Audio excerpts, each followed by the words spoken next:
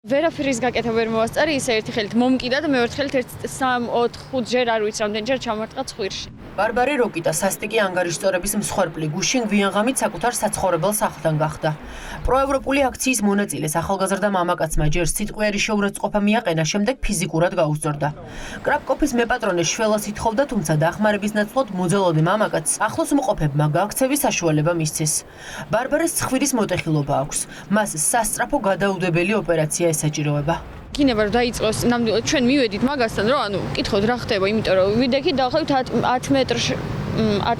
მეტრში და შორიდან დაიწყო ყვირილი ამ ყველაფერს და ჩვენ მივედით ასე რა ხდება და ჩვენ რომ დავიწყოთ მაგასთან მისვლა ჯერ ქრისტი მივიდა პირველმა და ესე ახტა, გამოიქცა ახტასავი და ფეხებით მიარტყა მუცელში. ცხვირი მაქვს გატეხილი, ჩავიწერე ოპერაციაზე, იმიტომ რომ გადაუდებელია.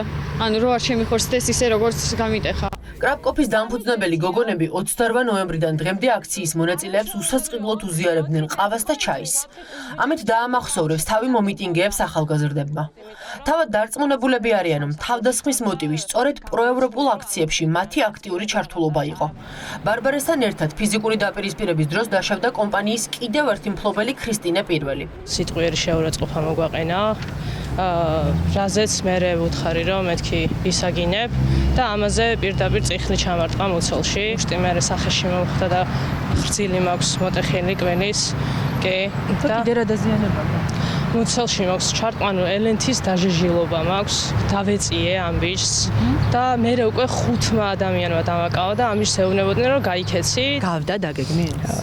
კი, რა ვიცი, არ გამოვრიცხავ ყოველ შემთხვევაში. თავდასხმა პროტესტის მონაწილე გოგონებზე გვიანღამით მოხდა. სიტყვიერი დაპირისპირება ჯერ მაღაზია მაგნიტში დაიწყო, ხოლო ფიზიკური ძალადობა ქუჩაში გაგრძელდა. ახალგაზრდა მამაკაცს უბანში არავინ იცნობდა. არც ის იციან, რატომ გამოხატავდა განსაკუთრებულ აგრესიას აქციის მონაწილე გოგონების მიმართ. სიტყვიერი შეურაცხყოფა დაიწყო აქ მაღაზიაში და შემდეგ გაგრძელდა გარეთ. და მხოლოდ ეს ერთი ადამიანი უსწორდებოდა ფიზიკურად, თუ იცით, თუ რამდენი? ესე დეტალებში არ ვიცი. კამერების ჩანაწერები ამოიღეს?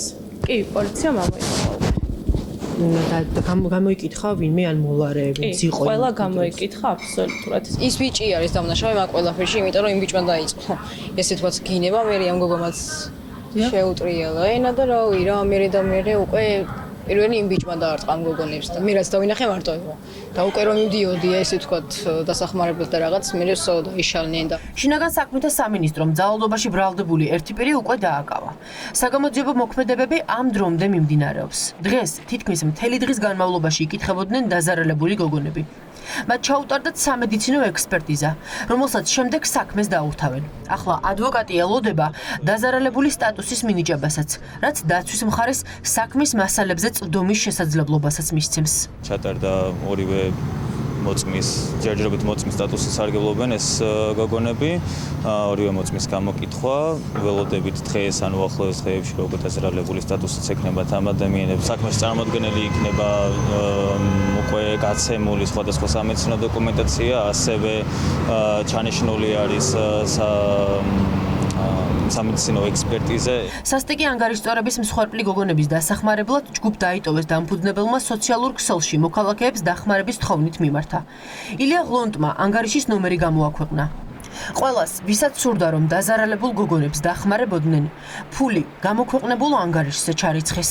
ძალიან ბევრმა ადამიანმა გამოთქვა დახმარების სურვილი და ძალიან ბევრმა ადამიანმა უკვე ჩარიცხა თანხა, ასევე გოგოებთან დღეს კაფეშიც მივლენ და ბევრი ადამიანი შეიძენს ყავას და ჩაის, როგორც ტრადიციულად ხდება ხოლმე ჩვენი აქციების დროს.